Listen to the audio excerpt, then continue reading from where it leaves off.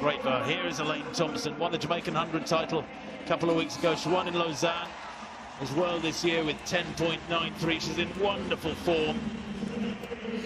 Surely a strong favourite here. Ashley Henderson was second in the US Championships, was sixth in the NCAA's over 200. She is strong, this athlete, relatively inexperienced at international level.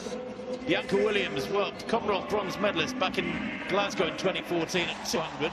Sixth in the Commonwealth Games last March. Second in the UK Championships over 200. That's a better event. A couple of weeks back. Ombissa Zango of France, Mediterranean Games champion just a couple of weeks ago in Tarragona in Spain. Second in the French Championship. She's a late replacement, by the way, for Carole Zaï of France. Wai Yongli of China, semi-finalist, the world indoors over 60 metres a couple of years back. She's a very quick starter. Watch her in lane 6. Karina Horn, the South African team captain, can she lead by example? Has set a national record this year. At the age of 29, she has gone under 11 seconds for the first time. 10.98 makes her very, very strong indeed. And you can tell that from her build. Eva Swoboda of Poland completes the lineup in lane 8 there. Bronze medalist in European indoors last year, semi-finalist in Rio. She's an 11-1 athlete at her best, although she hasn't been down to that this season yet. Well, we talked about how little room there is for error in the sprint hurdles. So technically demanding. Well, so is the 100 in its own way. Those ears straining for the starter's gun. And very little room for error at the start. A full start would result in disqualification. A bad start will well, virtually give away the race.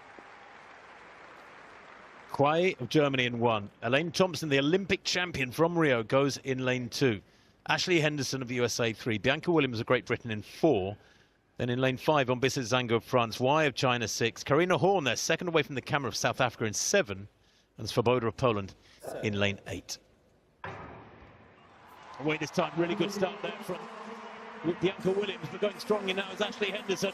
Where is Thompson? Thompson might get beaten here. Henderson's going brilliant. She is going to be the Olympic champion. Yes, she is on the dip. Very tight for third place. I think it might have been Karina Horn, or was it Bianca Williams of Great Britain? Boy, oh boy, that is an upset. Perhaps one of the biggest upsets of the day so far.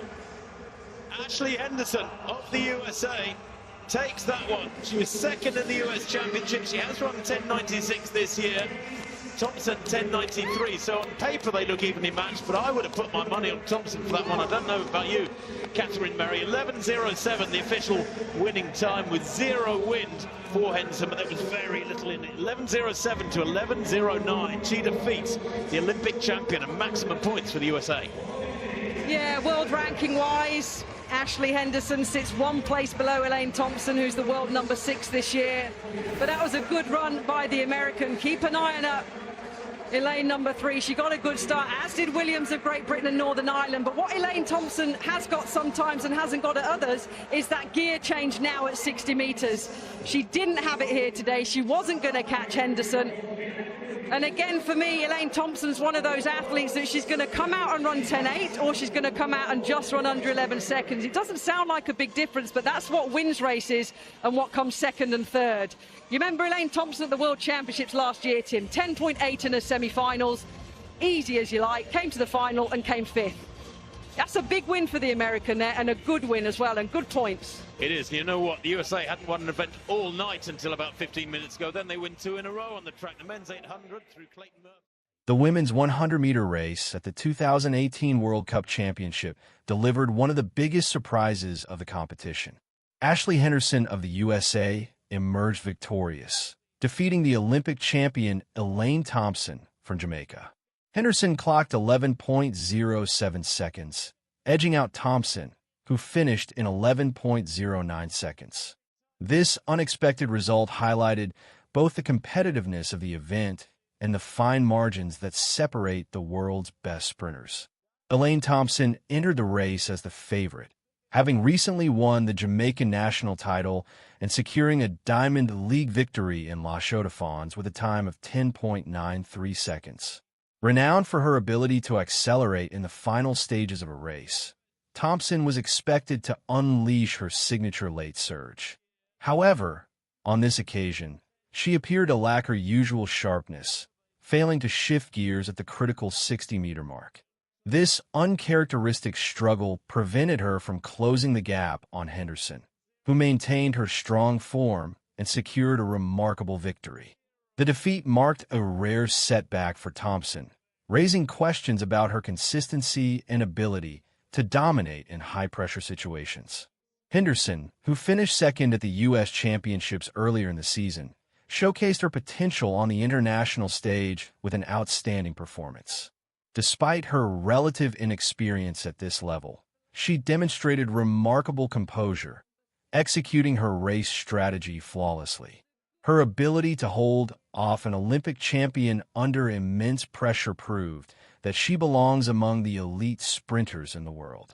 The close finish, with just 0.02 seconds separating the two athletes, underscored the importance of precision, consistency, and mental fortitude in sprinting at the highest level. Henderson's triumph not only elevated her status, but also highlighted the depth of talent in American sprinting. Beyond the top two finishers, other athletes delivered strong performances. Karina Horn of South Africa, who had set a national record earlier that year by running under 11 seconds for the first time, was in contention for a podium spot and showcased her rapid improvement throughout the season. Meanwhile, Bianca Williams of Great Britain demonstrated her competitiveness with a strong start and maintained good form throughout the race, but narrowly missed out on a top-3 finish. Her performance reinforced her growing reputation as a consistent sprinter on the international stage. The race was a testament to the unpredictable nature of sprinting. Even an Olympic champion like Thompson can be vulnerable if she is not at her absolute best. Over the years, Thompson has struggled with inconsistency, often linked to injuries. While she has demonstrated her capability to dominate races with times in the 10.7 range, she has also experienced setbacks, as seen at the 2017 World Championships, where she finished 5th despite an impressive semifinal run. For Team USA, Henderson's victory was particularly significant. The American squad had not secured a track win that night until Clayton Murphy's triumph in the men's 800 meters, followed by Henderson's upset in the 100 meters. These back-to-back wins provided crucial points for the USA in the overall competition standings. Looking ahead, the question remains whether Thompson can regain her dominant form. Since switching coaches from Stephen Francis, some have speculated that changes in her training have affected her performances. If she remains injury-free and adjusts effectively, she has the potential to return to her best. With the 2025 season approaching, fans eagerly anticipate whether Thompson can reclaim her place at the top of the sprinting world and challenge for major titles once again.